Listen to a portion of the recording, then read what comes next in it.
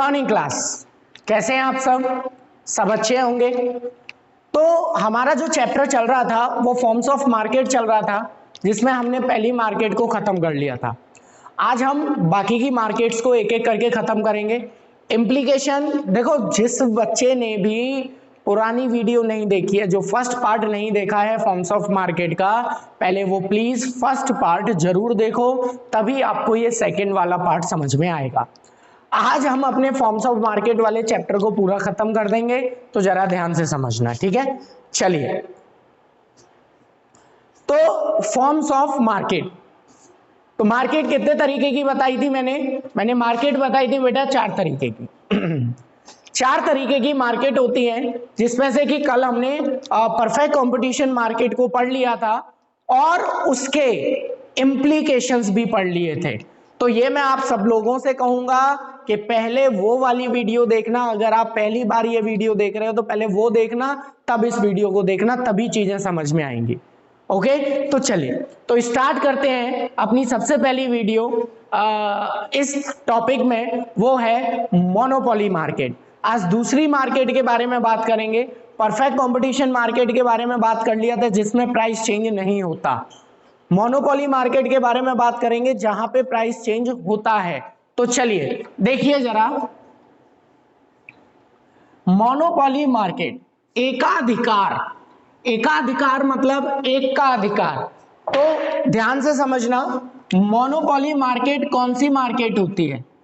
Monopoly market वो market होती है बेटा जहां पर केवल एक सेलर होता है। कितने सेलर होते हैं? केवल एक सेलर होता है। तो मोनोपोली मार्केट में सिंगल सेलर होता है एंड मैनी बायर होते हैं। बायर बहुत सारे होते हैं, लेकिन सेलर केवल एक होता है। एक सेलर होने की वजह से वो अपने मर्जी के प्राइसेस पर प्रोडक्ट को बेच सकता है। दूसरा जो फीचर होता है इसका, यहां पर जो प्रोडक्ट बेचा जाता है ऐसा प्रोडक्ट होता है जिसका कोई भी क्लोज सब्स्टिट्यूट नहीं होता। मतलब ऐसा प्रोडक्ट, जैसा प्रोडक्ट पूरी इकोनॉमी में किसी के पास नहीं है, पूरी मार्केट में किसी के पास नहीं है, ऐसा प्रोडक्ट इस मार्केट में बेचा जाता है। Is that clear? मोनोपोली और परफेक्ट कंपटीशन, अंतर साथ के साथ देखते चले जाना। परफेक्ट कंपटीशन में मैनी सेलर मैनी बायर होता है, यहाँ सिंगल सेलर मैनी बायर है। वहां पे होमोजीनियस प्रोडक्ट बेचा जाता है, यहां पर जो प्रोडक्ट बेचा जाता है वो वैसा प्रोडक्ट होता है जिसका कि कोई भी क्लोज सब्स्टिट्यूट मौजूद ही नहीं होता, कोई क्लोज सब्स्टिट्यूट नहीं होता। तीसरा है बेटा, no perfect knowledge to the buyer. Buyer को या सेलर को no perfect knowledge about the market. Buyer को मार्केट के बारे में कोई भी नॉलेज नहीं होती अबाउट मार्केट। इसका मतलब क्या हुआ कि इन तीनों का जो इम्प्लीकेशन आएगा, इम्प्लीकेशन मैं बता चुका था पहली वीडियो में क्या होता है। इम्प्लीकेशन का मतलब होता है असर। इसका जो असर आएगा वो ये आएगा कि the seller is price maker not price taker. Seller क्या होगा बेटे? सेलर या फर्म इज प्राइस मेकर। क्या होता है यहां पर? प्राइस मेकर होता है, not price taker. Is that clear? Perfect competition में कैसा होता था बताना जरा बेटे। परफेक्ट कंपटीशन में क्या होता था? बताओ, जल्दी बताओ, परफेक्ट कंपटीशन में क्या होता था?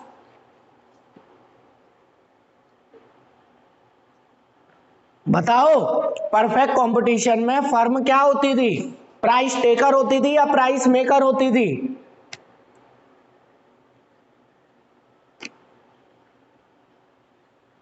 Price taker, no price maker. सही बात है बेटा। तो इसका इंप्लीकेशन समझ में आ गया। यहां पर वो अपनी मर्जी के प्राइसेस पर बेचेगा, है ना।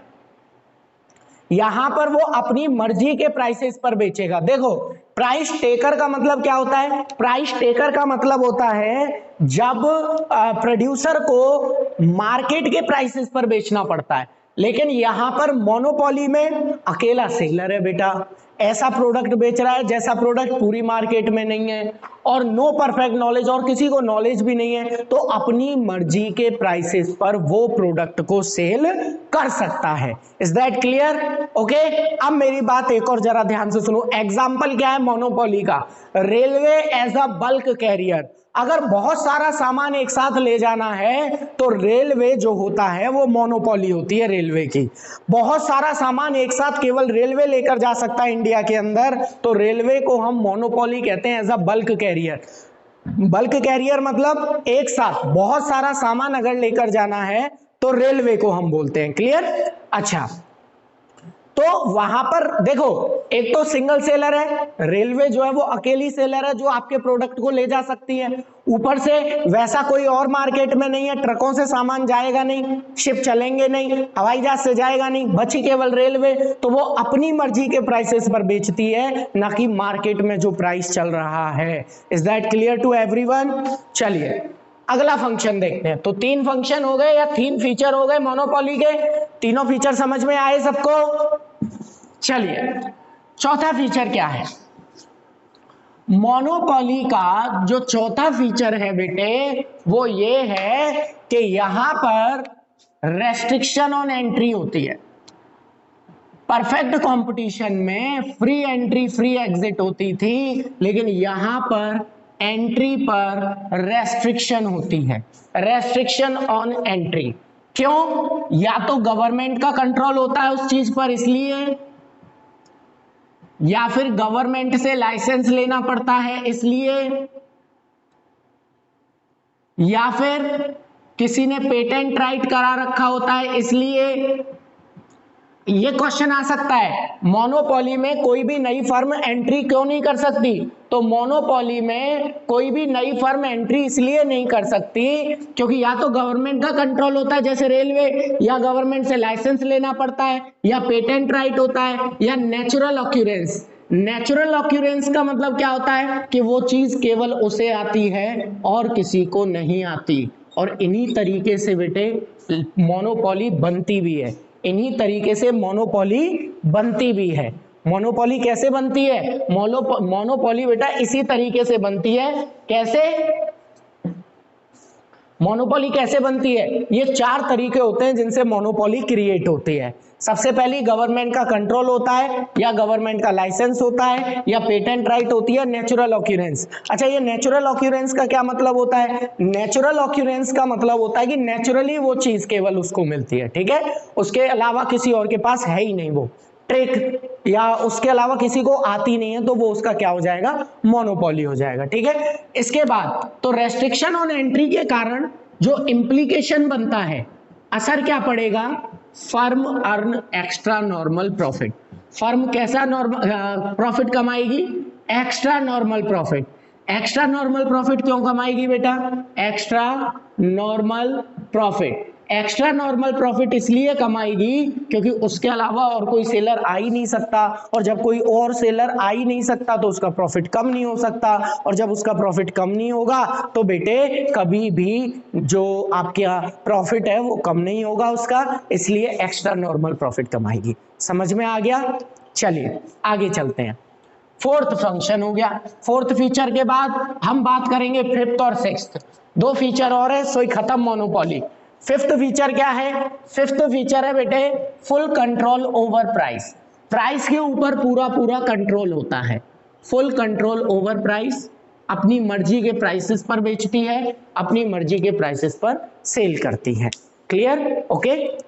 6वां 6th क्या है बेटे? Elastic demand curve, sorry inelastic demand curve, कि यहां पर जो डिमांड कर्व बनता है वो कैसा बनता है? इनइलास्टिक बनता है। इनइलास्टिक मतलब कि बेटे प्राइस में ज्यादा चेंज आता है लेकिन डिमांड में कम, प्राइस में ज्यादा चेंज डिमांड में कम चेंज, ये आपका इनइलास्टिक डिमांड कर्व बनता है। कैसा बनता है यहां पर? इनइलास्टिक। ऐसा क्यों? इनइलास्टिक डिमांड कर्व क्यों बन रहा है? प्राइस इतनी ज्यादा बढ़ने के बाद भी डिमांड केवल इतनी कम क्यों गिरी? बेटा रीजन सिंपल सा है, अकेला सेलर है, कितना भी प्राइस चेंज कर लेगा डिमांड ज्यादा चेंज नहीं होगी। अब यहां पर एक क्वेश्चन बच्चों का अराइज होता है और वो क्वेश्चन ये है कि सर एक बात बताओ, जब वो मोनोपोली पर है, मोनोपोली मतलब केवल मैं हूं, तो वो प्राइसेस को कम ही क्यों करता है? कोई भी मोनोपोली वाला, उसको प्राइस कम करने की जरूरत पड़ेगी क्या? बताओ, जरूरत पड़ेगी क्या? अकेला सेलर है, किसी को खरीदना है तो 36 बार खरीदेगा, नहीं तो मत खरीदे, मेरा तो बिकेगा ही बिकेगा। लेकिन ये ध्यान रखना, अगर एक मोनोपोली मार्केट को अपनी सेल बढ़ानी है तो उसको प्राइस कम करने ही पड़ेंगे।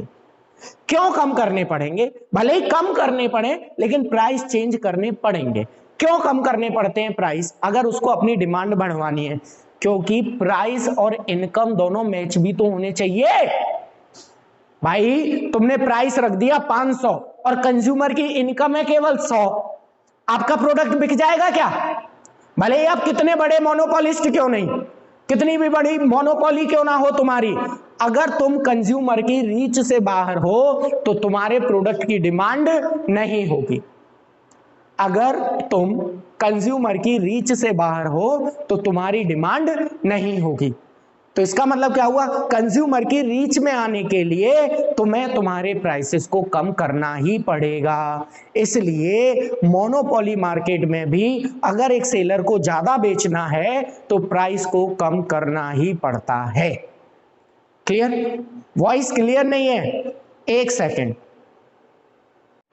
तो अब हमारी जो तीसरी मार्केट है बेटा, अब हमारी जो तीसरी मार्केट है, उस मार्केट का जो बेटा, इसमें प्रॉफिट अर्न बताया ना मैंने पिछले टॉपिक में कि एंट्री रेस्ट्रिक्शन के कारण यहां पर एक्स्ट्रा नॉर्मल प्रॉफिट कमाती है कंपनी। एक्स्ट्रा नॉर्मल क्योंकि कोई और एंट्री कर ही नहीं सकता।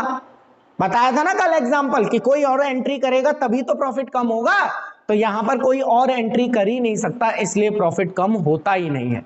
ओके, चलिए अब हम बात करेंगे अपनी अगली मार्केट की जो प्रैक्टिकली होती है। बेटा एक बात हमेशा याद रखना, मोनोपोली और परफेक्ट कंपटीशन प्रैक्टिकली होते ही नहीं है। ये केवल थ्योरेटिकली तुम्हें पढ़ाए जाते हैं, प्रैक्टिकली इनका कोई एग्जाम्पल नहीं है। ऐसी कोई चीज नहीं है जिसका सब्स्टिट्यूट ना हो, दुनिया की हर चीज का सब्स्टिट्यूट है। तो ये चीज याद रखना, हम यहां पर केवल और केवल समझाने के लिए इन मार्केट्स को पढ़ते हैं, दोनों को, परफेक्ट कंपटीशन और मोनोपोली मार्केट को। तो फिर कौन सी मार्केट होती है?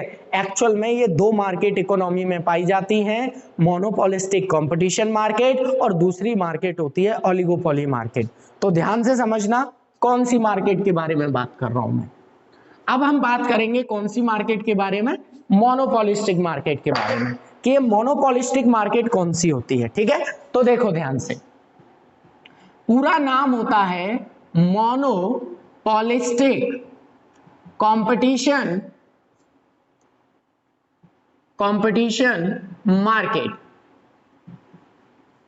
Monopolistic competition market.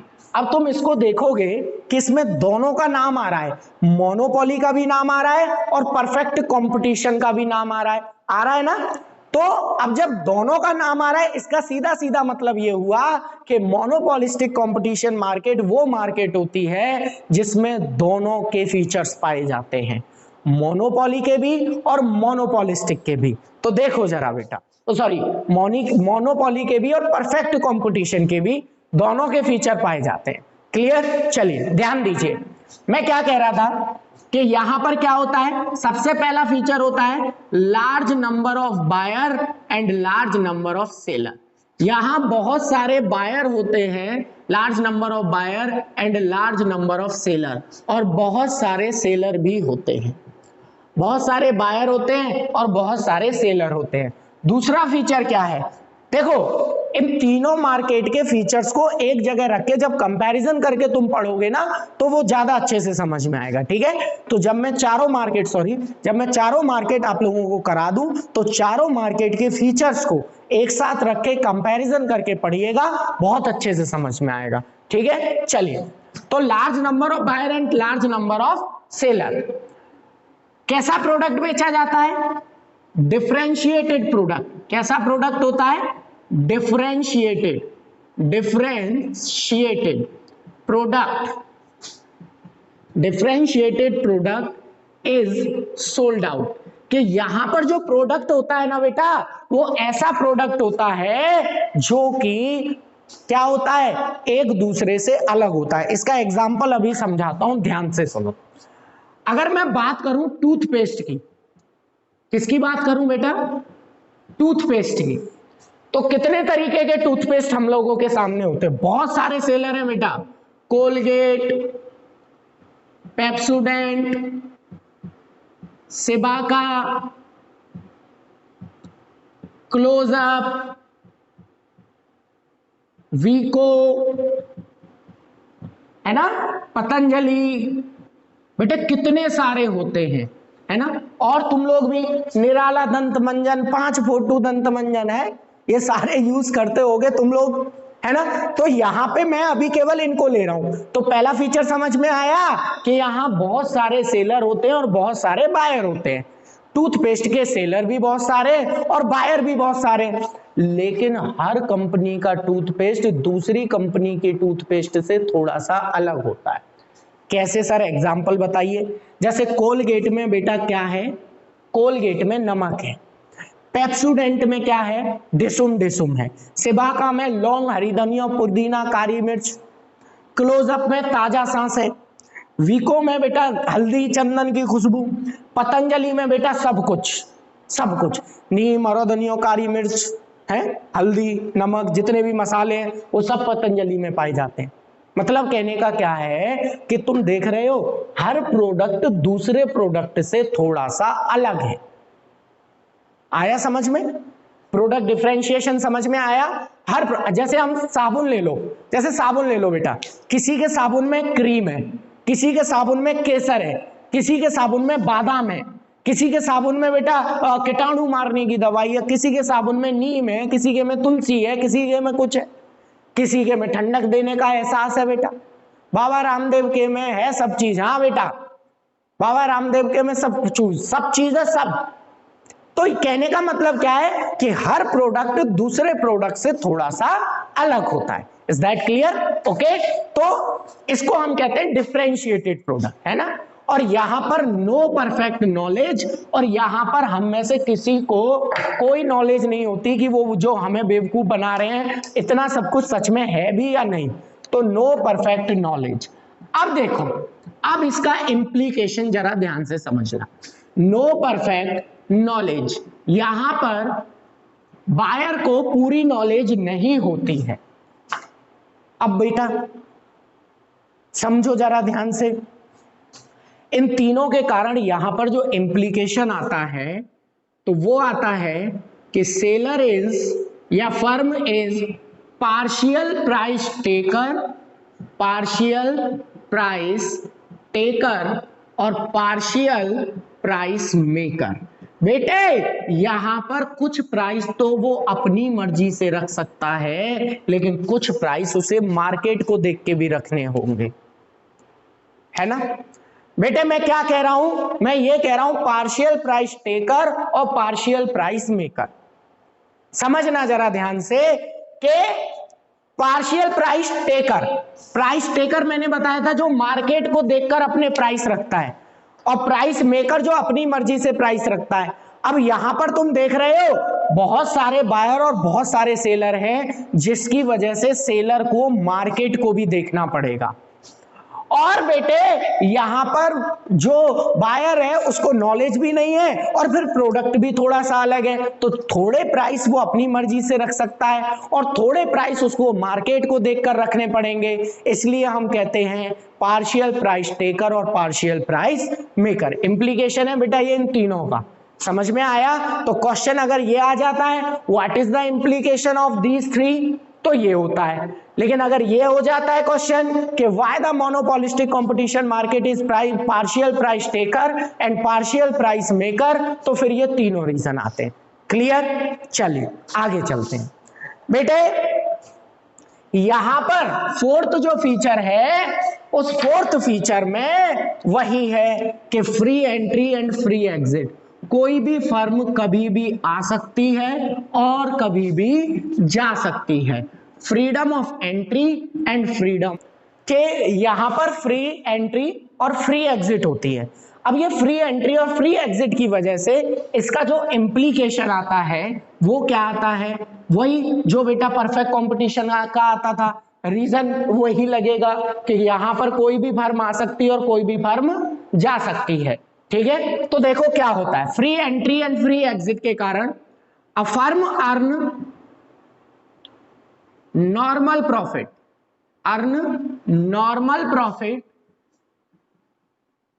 in long run and any profit in short run। तो कोई भी प्रॉफिट कमा सकती है लॉन्ग रन में, और शॉर्ट रन में कैसा प्रॉफिट कमाएगी, सॉरी कोई भी प्रॉफिट नहीं, मैं क्या कह रहा था, नॉर्मल प्रॉफिट कमाएगी कब, लॉन्ग रन में, और कोई भी प्रॉफिट कमाएगी शॉर्ट रन में। रीजन सबसे पहली वाली वीडियो में बता ही दिया था, परफेक्ट कंपटीशन वाली में बड़ा एग्जांपल दिया था जो। ठीक है, इसका फिफ्थ है बेटा free entry and free exit. इसका जो फिफ्थ है वो है आपका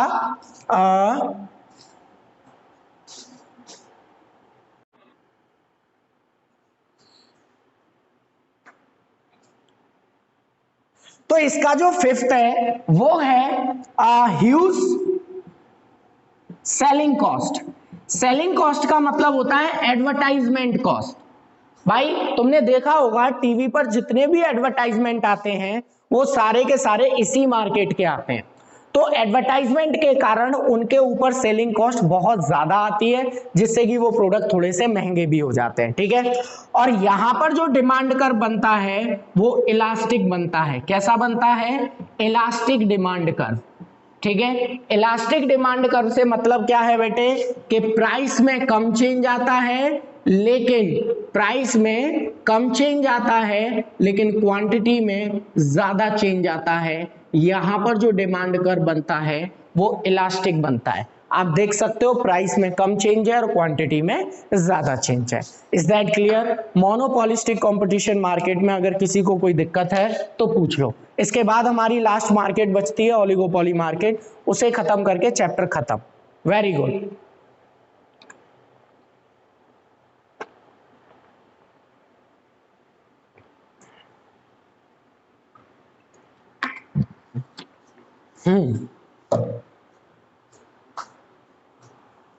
चलिए हमारी लास्ट मार्केट की तरफ बढ़ते हैं। लास्ट मार्केट का नाम क्या है बेटे? लास्ट मार्केट का नाम है ओलिगोपोली मार्केट। ठीक है, ओलिगोपोली मार्केट तो समझा देता हूं ओलिगोपोली मार्केट क्या होती है। तो ध्यान से समझ लेना ओलिगोपोली मार्केट क्या होती है, और ये हमारे यहां पाई जाती है बेटा। प्रैक्टिकली ये मार्केट हमारे यहां पर मिलती है। तो कौन सी मार्केट है, कहां मिलती है, देखो जरा क्या नाम है मार्केट का, ओलिगोपोली मार्केट। ओलिगोपोली मार्केट, तो ओलिगोपोली मार्केट कौन सी मार्केट होती है, ये वो मार्केट होती है जहां पर few big seller and many buyer. देख रहे हो बेटे, सेलर बहुत सारे होते हैं, वो सॉरी बायर बहुत सारे होते हैं, लेकिन सेलर कम होते हैं। कम जरूर है लेकिन उनकी वैल्यू इतनी ज्यादा होती है कि उनको पूरे वर्ल्ड में जाना जाता है।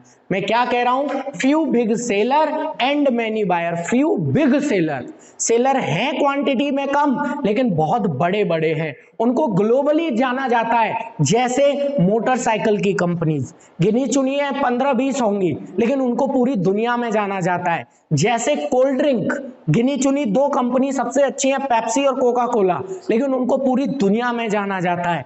जैसे कार बेटा गिनी चुनी 15-20 कंपनीज होंगी जो कार बनाती हैं, लेकिन पूरी दुनिया में जाना जाता है। मतलब सेलर हैं थोड़े, लेकिन उनकी वैल्यू इतनी बड़ी है कि उनको पूरी दुनिया में जाना जाता है। तो ऑटोमोबाइल इंडस्ट्री जो होती है, या पेप्सी और कोल्ड ड्रिंक की जो इंडस्ट्री है, वो यहीं पर आती है ओलिगोपोली मार्केट में। ठीक है, यहां पर प्रोडक्ट होमोजीनियस भी हो सकता है, होमोजीनियस प्रोडक्ट, और हेट्रोजीनियस। हेट्रोजीनियस मतलब वही डिफरेंशिएटेड, कैसा भी प्रोडक्ट हो सकता है।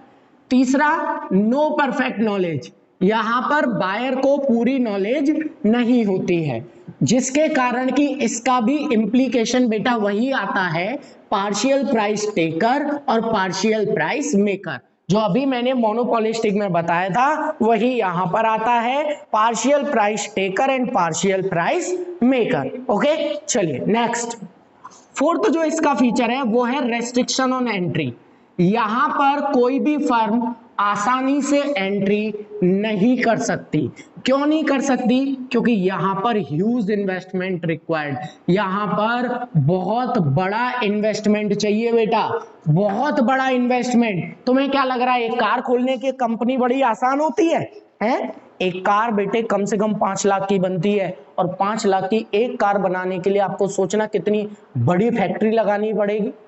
तो यहां पर बहुत ज्यादा इन्वेस्टमेंट, बहुत बड़ा इन्वेस्टमेंट चाहिए होता है, इसलिए यहां पर कोई भी फर्म एंट्री नहीं करती। दूसरा है रेस्ट्रिक्शन ऑन रॉ मटेरियल। पता हो कि किसी के पास ही रॉ मटेरियल है और कोई उसके अलावा रॉ मटेरियल ले ही नहीं सकता, तो ये सारे रीजन इसके क्या होते हैं, रेस्ट्रिक्शन ऑन एंट्री के। तो इसका इंप्लीकेशन क्या आएगा, वही एक्स्ट्रा नॉर्मल प्रॉफिट कमाएगी बेटा। ये कैसा प्रॉफिट कमाएगी, एक्स्ट्रा नॉर्मल प्रॉफिट। अच्छा, इसका फिफ्थ क्या है, इंटरडिपेंडेंसी ऑफ फर्म। बेटे ध्यान से समझना इस फीचर को, इंटरडिपेंडेंसी ऑफ फर्म बहुत इंपॉर्टेंट फीचर है, ध्यान से समझ लेना। इंटरडिपेंडेंसी ऑफ फर्म का मतलब है कि एक फर्म की प्राइस एंड आउटपुट पॉलिसी दूसरी फर्म की प्राइस एंड आउटपुट पॉलिसी को इफेक्ट करती है। मतलब समझ में नहीं आया सर हमारे, मैं समझाता हूं कि मतलब ये है कि अगर पेप्सी अपने प्राइस चेंज करेगी तो कोका कोला भी उसकी देखी देखा अपने प्राइस जरूर चेंज करेगी। अगर यामा अपनी कोई बाइक निकालेगी तो हीरो और टीवीएस, कावासाकी ये सब भी उसकी देखी देखा अपनी कोई ना कोई बाइक जरूर निकालेंगे और प्राइस भी उसी रेंज का रखेंगे। क्लियर? यानी कि यहां पर एक फर्म को देखकर दूसरी फर्म अपने प्राइस या अपने आउटपुट को चेंज करती है। और लास्ट होता है बेटे नो डिमांड कर्व। ये अकेली ऐसी मार्केट है जिसमें कोई भी डिमांड कर्व डिटरमाइन नहीं हो पाता, इसलिए इसको हम क्या कहते हैं कि यहाँ पर डिमांड कर्व जो होता है वो इनडिटर्मिनेंट होता है। इनडिटर्मिनेंट मतलब यहाँ पर डिमांड कर्व बनाया नहीं जा सकता, क्योंकि प्राइस और आउटपुट में आप कोई रिलेशन नहीं बता सकते, क्योंकि प्राइस और आउटपुट दूसरी फर्म की प्राइस और आउटपुट से भी चेंज हो जाता है। क्लियर? अब इसमें एक लास्ट टॉपिक और है, काइंड्स ऑफ ओलिगोपॉली। ओलिगोपॉली कितने तरीके की होती है? तो ओलिगोपॉली बेटा 3 तरीके की होती है, डिओपॉली, परफेक्ट ओलिगोपॉली और इम्परफेक्ट ओलिगोपॉली। डिओपॉली वो ओलिगोपॉली है जिसमें केवल 2 फर्म होती हैं, जैसे कोल्ड ड्रिंक, उसमें केवल 2 ही फर्म है, एक पेप्सी और एक कोका कोला। अब तुम कहोगे सर थम्स अप है, स्प्राइट है, 7 अप है, मिरिंडा है। बेटा ये सब उनके प्रोडक्ट हैं, कंपनी केवल 2 ही है, पेप्सी और कोका कोला। क्लियर? तो उसको हम डिओपॉली कहते हैं जिसमें केवल 2 कंपनी होती हैं। परफेक्ट ओलिगोपॉली वो होती है जिसमें होमोजीनियस प्रोडक्ट बेचा जाता है, और इम्परफेक्ट ओलिगोपॉली वो होती है जिसमें डिफरेंशिएटेड प्रोडक्ट बेचा जाता है। इस तरीके से आपका ये पूरा चैप्टर फॉर्म्स ऑफ मार्केट आज खत्म हो चुका है। फीचर्स सबसे ज्यादा इंपॉर्टेंट है, इम्प्लीकेशन उससे भी ज्यादा इंपॉर्टेंट है, और डिमांड कर्व को तो भूलना ही मत। तीनों फर्म के डिमांड कर्व भी अपने आप में इंपॉर्टेंट है। पूरा चैप्टर एक बार वीडियो से देखिए, उसके बाद चैप्टर को पढ़िए, क्वेश्चंस कीजिए। कोई दिक्कत आए तो मुझे कॉल या मैसेज आप व्हाट्सएप पे कर सकते हो, पीछे की वीडियोस में मेरा नंबर दिया हुआ है। Okay, thank you so much, thank you.